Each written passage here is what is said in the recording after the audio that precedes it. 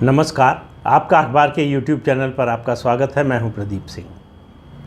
दिल्ली के उपराज्यपाल विनय सक्सेना ने मुख्यमंत्री अरविंद केजरीवाल की जो एप्लीकेशन थी या अनुरोध था, जो उनका पत्र था सिंगापुर की कॉन्फ्रेंस में जाने के लिए, इजाज़त के लिए, उसे नामंजूर कर दिया। अरविंद केजरीवाल पिछले कई दिनों से केंद्र सरकार पर हमलावर थे, प्रधानमंत्री नरेंद्र मोदी पर हमलावर थे। दरअसल अरविंद केजरीवाल को लगता है कि उनका जो स्टेचर है वो प्राइम मिनिस्टर के बराबर का है, उससे कम पर वो बात नहीं करना चाहते। ये एक बौने का अहंकार हो सकता है।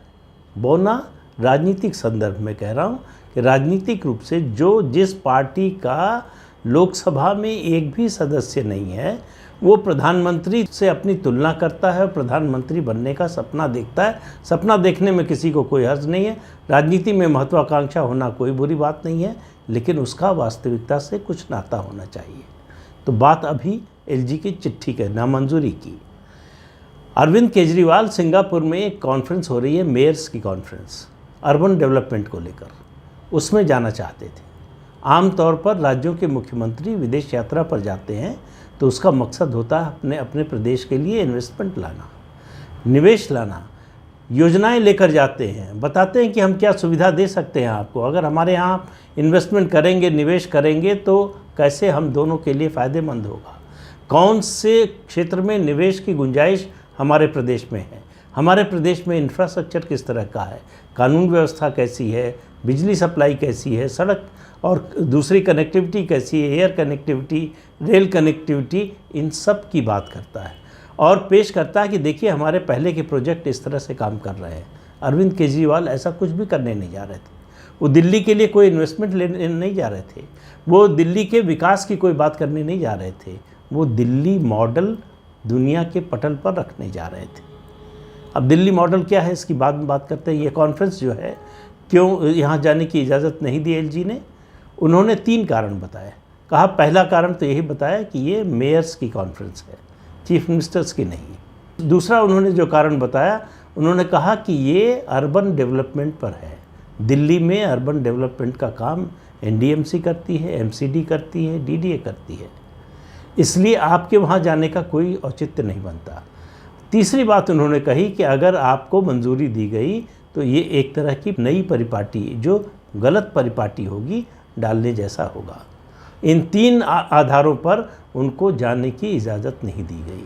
अरविंद केजरीवाल को अगर चिंता होती देश की, प्रदेश छोड़िए देश की भी चिंता होती, तो इस समय जो परिस्थिति, अंतर्राष्ट्रीय परिस्थिति है, जिस तरह से फॉरेन करेंसी की आने वाले समय में दिक्कत हो सकती है और बहुत से देशों में हो रही है, उसको देखते हुए विदेश यात्रा पर जाने का तय होता कार्यक्रम, मंजूरी मिली होती तो भी शायद मना कर देते। लेकिन अरविंद केजरीवाल इस तरह से नहीं सोचते हैं। जो आत्मश्लाघा से ग्रस्त व्यक्ति होता है, उसमें लिप्त व्यक्ति होता है, वो अपने आगे देख नहीं पाता, वो अपने गौरव, अपनी जो प्रसिद्धि है, उससे आगे देखने की कोशिश भी नहीं करता। अरविंद केजरीवाल ऐसे ही नेताओं में है। तो दिल्ली का मॉडल क्या है? दिल्ली का मॉडल वो लेकर देश भर में घूम रहे हैं, उसको लेकर विदेश भी जाना चाहते थे। दिल्ली मॉडल है मुफ्त बिजली, मुफ्त पानी। इसके अलावा दिल्ली के मॉडल में कुछ नहीं है। दिल्ली के मॉडल में कहा गया कि विश्व स्तर के हमने जो है ऐसे अस्पताल, सरकारी अस्पतालों को बना दिया है कि अब कोई जो है बड़े निजी अस्पतालों में इलाज के लिए नहीं जाता। और उन्हीं के 2 नेता, सत्येंद्र जैन, बीमार हुए तो दिल्ली के निजी अस्पताल में गए। उनके पंजाब के मुख्यमंत्री, उनकी तबीयत खराब हुई तो दिल्ली के सरकारी अस्पताल में भर्ती होने नहीं आए, दिल्ली के निजी अस्पताल में इलाज कराने के लिए आए। तो ये सबसे बड़े उदाहरण हैं दिल्ली मॉडल को फेल बताने वाले।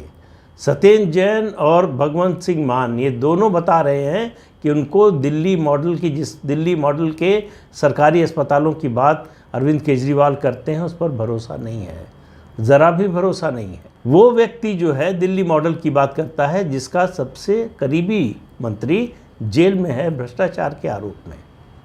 वो भ्रष्टाचार खत्म करने की बात करता है दिल्ली से कि हमने तो दिल्ली में भ्रष्टाचार खत्म कर दिया है। तो आप इस तरह के भुलावे में ना आए। वो अपने मॉडल को लेकर कहाँ कहाँ नहीं गए, वो अपने मॉडल को लेकर हरियाणा में गए थे। पंजाब में जो सफलता मिली है वो दिल्ली मॉडल की नहीं है, उसकी विशेष परिस्थितियाँ थी। क्या था वो, एक पंजाब के बारे में जो मैंने वीडियो बनाए थे उसमें विस्तार से बता चुका हूँ, इसलिए उसको दोहराऊंगा नहीं। तो इसलिए पंजाब की बात नहीं कर रहा हूँ, बात कर रहा हूँ अभी हाल ही में जो चुनाव हुए हैं विधानसभा की, उनकी। उत्तर प्रदेश में गए, गोवा में गए, उत्तराखंड में गए। इन तीनों राज्यों में वही अपना फ्री बिजली फ्री पानी का मुद्दा लेकर गए। उसके अलावा अब आप देखिए, वैचारिक दिवालियेपन का इससे बड़ा उदाहरण क्या हो सकता है कि आपके पास कोई वैकल्पिक नीति, कोई वैकल्पिक जो है विमर्श का मुद्दा है ही नहीं। आप जिस राज्य में चुनाव लड़ने जाते हैं, जिस राज्य में अपनी पार्टी का विस्तार करने के लिए जाते हैं, वहाँ सिर्फ और सिर्फ मुफ्त बिजली और मुफ्त पानी की बात करते हैं। मुफ्त बिजली और मुफ्त पानी के प्रपोज़ल को, प्रस्ताव को, इस प्रलोभन को उत्तराखंड की जनता ने पूरी तरह से नकार दिया। एक भी सीट नहीं जीते। गोवा गए, गोवा में भी लगभग वही स्थिति हुई। गोवा में 2012 से ही कोशिश चल रही है, लगातार फेल हो रहे हैं। छोटा सा राज्य है, बहुत थोड़े से लोग हैं। सबसे आसान है चुनाव जीतना वहाँ किसी भी उम्मीदवार का, जहाँ के कुल मतदाताओं की संख्या कुछ लाख में है। ऐसे राज्य में भी अपना फ्री का मॉडल लेकर दिल्ली में 7 साल सरकार चलाने के बावजूद वहाँ के मतदाताओं को प्रभावित नहीं कर पाए।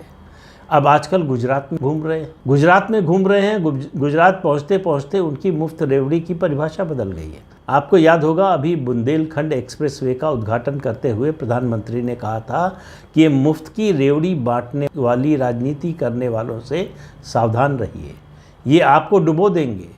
ये पूरी अर्थव्यवस्था को डुबोने की ताकत रखते हैं। ये किसी का भला नहीं कर सकते, ये सिर्फ वोट खरीदना चाहते हैं मुफ्त की रेवड़ी देकर। तो उन्होंने नाम किसी का नहीं लिया था और कोई नहीं बोला, सिर्फ अरविंद केजरीवाल बोले, तो मतलब तीर निशाने पर लगा था। अरविंद केजरीवाल को समझ में आ गया कि उन पर हमला है। तुरंत उन्होंने जवाब दिया। उन्होंने कहा कि जो है मुफ्त शिक्षा देना, मुफ्त जो है इलाज देना, ये जो है रेवड़ी बांटना नहीं है। तो रेवड़ी बांटने की, मुफ्त रेवड़ी की परिभाषा उन्होंने दिल्ली में उस समय ये दी। गुजरात पहुँचते पहुँचते वो परिभाषा बदल गई। वहाँ उन्होंने कहा कि जो हाथ में अगर रेवड़ी दी जाए तो प्रसाद है, और अगर अपने दोस्तों को दी जाए तो वो पाप है। तो देखिए, राज्य के हिसाब से उनकी जो भी नीति है, जो उनका जो सिद्धांत है, उसकी परिभाषा बदलती रहती है। हालांकि उनकी कोई नीति, कोई सिद्धांत नहीं है। सत्ता एकमात्र उनका सिद्धांत है। जो सिद्धांत सत्ता दिला सके उसको तुरंत अपनाने के लिए तैयार है। सत्ता सबको चाहिए, जो राजनीति में है उन सबको सत्ता चाहिए। लेकिन सवाल ये होता है कि किस कीमत पर चाहिए, कितना झूठ बोलकर चाहिए, किस तरह के झूठ बोल। आप जब वैक्सीन की बात चल रही थी तो आपने विज्ञापन दिए, होर्डिंग लगवाए, बैनर लगवाए कि मोदी अंकल हमारी वैक्सीन आपने विदेश क्यों भेज दी, बच्चों की तरफ से। सरासर झूठ साबित हुआ। कोई बच्चों की वैक्सीन बनी ही नहीं थी, बच्चों के लिए उस समय तक वैक्सीन आई ही नहीं थी, तो उसको विदेश भेजने या बेचने का सवाल नहीं था। फिर वैक्सीन जब आ गई तो सवाल उठाया उन्होंने कि कैसे लगेगी, लग ही नहीं सकती। जिस रफ्तार से लग रही है 1.5 साल लगेगा। उनके एक साथी हैं जो आजकल राज्यसभा के सदस्य हो गए हैं और पंजाब सरकार के सलाहकार हो गए हैं, उन्होंने तो कहा 15 साल लग जाएगा भारत में सबको वैक्सीनेट करने में। 200 करोड़ डोज लग चुकी है भारत में वैक्सीनेशन की 2 साल के अंदर। तो झूठ बोलना जो है, और वो ऐसे लोगों का ये सिद्धांत होता है, ये उनका विश्वास होता है कि बार बार झूठ बोलते रहेंगे तो उसको लोग सच मान लेंगे, या कुछ लोग तो कहेंगे कुछ तो बात होगी, कुछ तो सच्चाई होगी। इस सिद्धांत पर काम करने वाले हैं। शुरुआत इनकी राजनीति की झूठ से हुई। जब राजनीति में आए, जब आंदोलन से निकले, तो ये घूम घूम कर दिल्ली में जितने बड़े नेता थे, राष्ट्रीय नेता थे, उनके घर के बाहर जो है वो नोटिस लगाते थे, उनके घर के बाहर धरना प्रदर्शन देने जाते थे कि ये भ्रष्ट हैं, इनके भ्रष्टाचार की ये चार्जशीट है हमारे पास, सत्ता में आते ही इन सबको जेल भेजेंगे। उसमें सबसे पहला नाम उन्होंने शुरू किया शीला दीक्षित, जो उस समय की मुख्यमंत्री थी। 7 साल हो गए सत्ता में रहते हुए, आज तक किसी के खिलाफ चार्जशीट तो छोड़िए, मुकदमा तो छोड़िए, माफ़ी मांगी। जो लोग अदालत चले गए उसके खिलाफ, उनसे अदालत में लिखित माफ़ी मांगी झूठा आरोप लगाने के लिए। तो इस तरह की राजनीति बहुत लंबे समय तक नहीं चलती है। दिल्ली में कितने दिन चलेगी पता नहीं, लेकिन दिल्ली से बाहर ये बार बार संदेश अरविंद केजरीवाल को मिल रहा है कि आपके साथ नहीं। पंजाब, जहां अभी इतने प्रचंड बहुमत से जीते, वहां मुख्यमंत्री की जो लोकसभा की सीट थी वो भी पार्टी नहीं बचा पाई। तो इसलिए राष्ट्रीय राजनीति के बारे में क्या लोगों का नज़रिया है इस पार्टी के बारे में, इसमें कहीं कोई शक की गुंजाइश नहीं है। जिस दिल्ली शहर में, जिस दिल्ली राज्य में 70 में से 67-64 सीटें जीतते हैं, 65 सीटें, वहाँ पर 7 की 7 लोकसभा सीटें 2-2 चुनाव में हार चुके हैं। एक भी सीट लोकसभा की दिल्ली वालों ने देने के लायक नहीं समझा आम आदमी पार्टी को। तो ऐसी पार्टी का नेता जब घूम कर कहता है कि मुझे सत्ता में लाओ और मैं 300 यूनिट फ्री बिजली दूंगा और ये फ्री इतना पानी फ्री दूंगा, दरअसल वो आपको ठगने की कोशिश कर रहा है।